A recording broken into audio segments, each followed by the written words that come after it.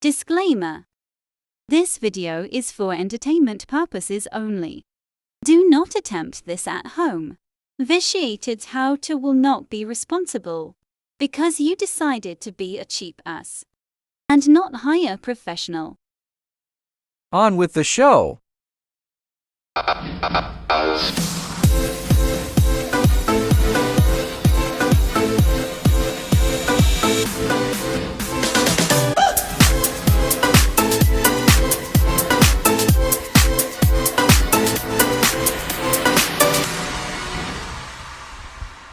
Okay, what you're going to do is stick the key in ignition, go to the first click,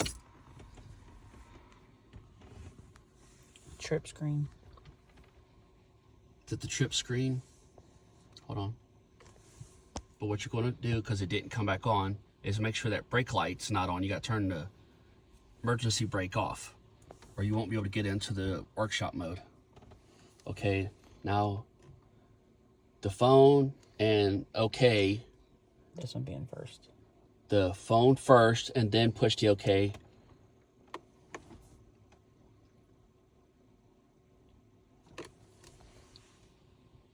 You hold it till it shows up vehicle data. Then you scroll down to pad replacement and you hit OK.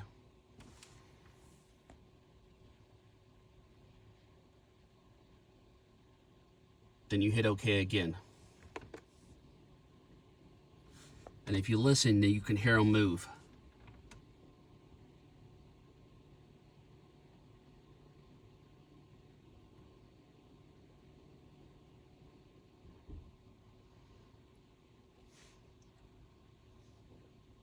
Then if you want to exit out of it, you just hit exit, you hit OK. That's when you're done with it. And if you look over at your little thingamaboppers on there, it's got park. So then you know where everything is. That's simple. Okay, the first thing you want to do when you're doing the rear brakes on this vehicle, the 2019 GLE 43, is you want to jack it up. And this is a cheap jack, a little small one, but it has these little grooves on it. There's 4 of them, and it fits right up in where the Mercedes jack normally would go. So that way it's a little bit better secure, and that way you can jack it up. Because not just any jack will fit there, and some of the bigger ones are too big and won't work. So then you got a problem with that, and you end up tearing this plastic right here up. So if you don't have one of these little dinky ones, then you're going to want to get a piece of wood, which I'm guessing I might not have enough room, so I have to get some wood anyway. So there's that. Once you get the jack where you want it, then you're going to want to put a jack stand right there under the control arm. That's the only place I could see that would be best to do it, because you can't do it on the rail over there because it's all plastic. So that's your best shot there, is putting it there, and then you just lower it down where you need to. Next thing you want to do is pull out a lug from there and get this little nifty little tool. It's to hold the tire up while you're taking the rest of the lugs off, because they're all bolts.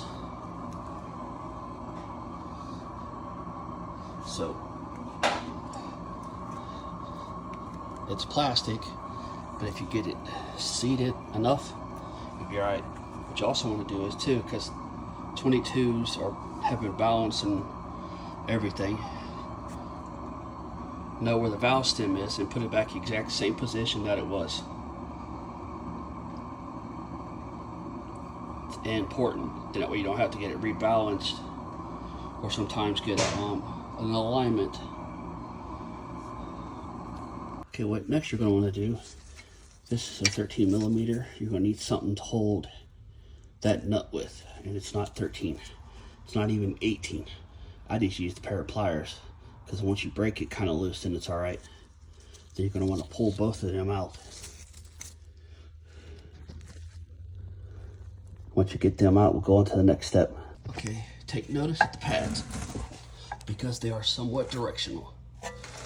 Got the back one here. It's got a big bevel. Then you got the front one here that's up. That one there is the bevel. That one there is nothing. So you gotta pay attention to which is which. These ain't normal brake pads. And you just use a pry bar to get them off. Gently. All right, now, to get these off, you gotta go up. Righty-tighty, lefty-loosey, you would think. But it goes up, trust me. You take this, and you go up like that. And it'll loosen it up. What I like to do is put the bolts back where they come from. So I'm gonna set this off to the side. Sometimes it matters, sometimes it don't.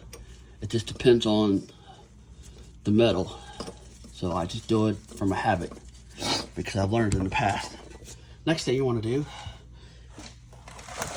is unscrew this out of the hub, out of the rotor, because you're going to need to take that off right there.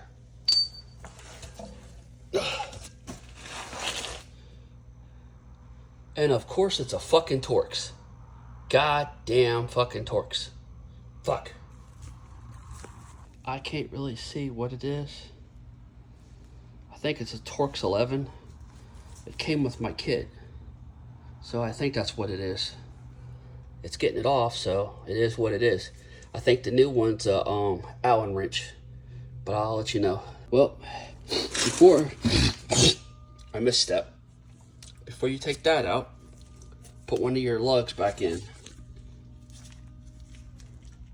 So that way you can unscrew that and it doesn't drop on your foot. Better move mine anyway.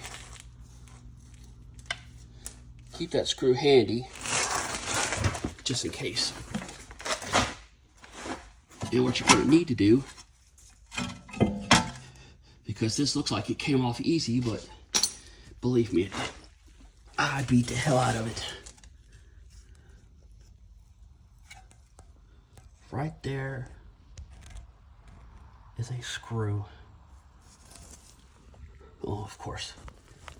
All right. Right there is a screw. And in reference, these are the caliper holders that hold the bracket. And that screw is right there. That bolt is right there. If you need to pry this off, beat around it a few times. As you can tell, I really beat the dog shit out of it really bad because I couldn't get it off. And then after I did that, I took a pry bar and put it right on that, which was this. And I'll show you. Like so. And I started prying and it eventually came off. But you also need to make sure that that lug bolt's there so you don't drop it on your leg, because that really hurts. These are really heavy. Now time to put it back on. All right, this is the rotors from FCP Euro. You gotta call them and talk to them, because for the 2019 GLE 43 AMG, the rear rotors and pads are not on their website. So that is the number that's available on their website. Actual Mercedes, so it's definitely OEM. They also sent me 2 new screws with the Loctite on them, and that's the part number there for those. And this here is the sensor. There's only one, and I assume it's on the passenger side because I haven't found it on the driver's side. So there's that. And since I'm going over parts, so I got to do this again. These are the brake pads. So there's that. So when you call them, that's what you ask for. And they will ask for your VIN, so you explain the VIN to them too. So now it's time to put everything back on. You know how you took it off, so you know how to put it back on. Next video will be about the brake pads themselves. and caliper. All right, now when you go to put the pads back on, you gotta compress the caliper some. Even though you use the thing to release or whatever, you still gotta compress it some. So what you wanna do is put the bolts back on, look down in the caliper, and you'll see a little space right there between the rotor and the caliper. So what you're going to want to do is get your pry bar in that little spot. You're going to want to compress it.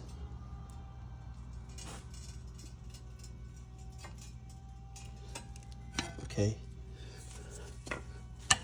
Now you see that you compressed it some, but you're going to have to do it again. Put the pad there and do it again until it's completely compressed. I'll show you. You don't have to do this. You can buy the damn tool. I'm cheap, so I ain't buying the tool because I know how to do it without the tool and without damaging everything. As you can see, the pad is on there. Okay, you're going to want to hold that like that, and then you got to stick it down in there and kind of cockeye it like this and pull it again, and it'll close some more. Now there's enough room that I can keep doing it so it closes all the way.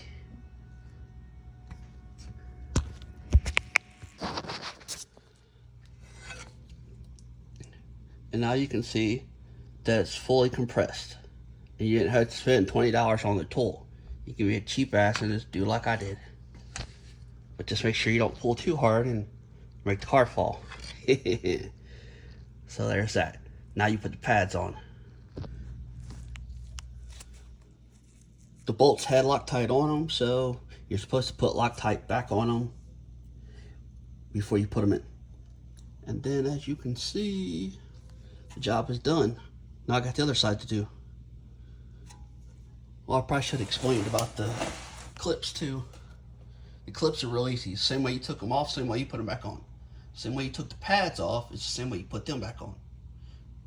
At a little bit of an angle. It's not really that hard.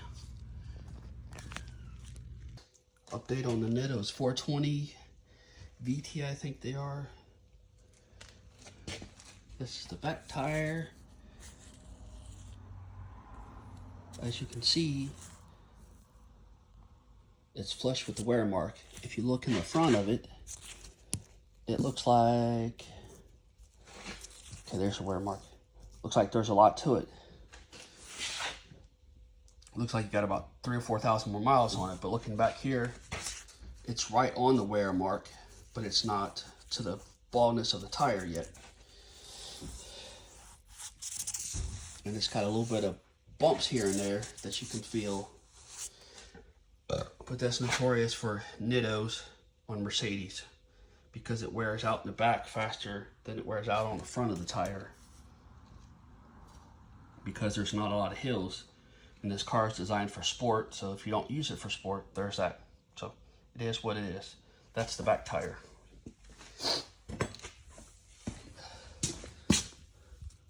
Front tire, can't really see it, but it's wearing pretty good like it's supposed to. So it ain't too bad. So ballpark, you get 27,000 miles out of a set of Nittos in the back. And probably 35 on the front too, which is not bad. It's a lot better than the 10,000 on the other ones. So it is what it is. This is the wear sensor. A little side note. And this is the bolt that come off. It's an E something. I have a Cobalt that does all kind of weird stuff, so it ends up being an 8. But there's a reverse torque, probably an 8 or so. You can try anyway, but it ain't too hard to get off. Make sure you get it off and get it disconnected before you start pulling the caliper off. Interesting enough, these are the original rotors that came on this 2019 GLE 43 that supposedly Mercedes of Mississippi changed out. It is now 2026, and you can see it's been like this for I don't know how long, and we kept telling them there was something wrong, and they would not honor the warranty. It had been bounced back and forth with arguments with them because it was supposed to have been certified used.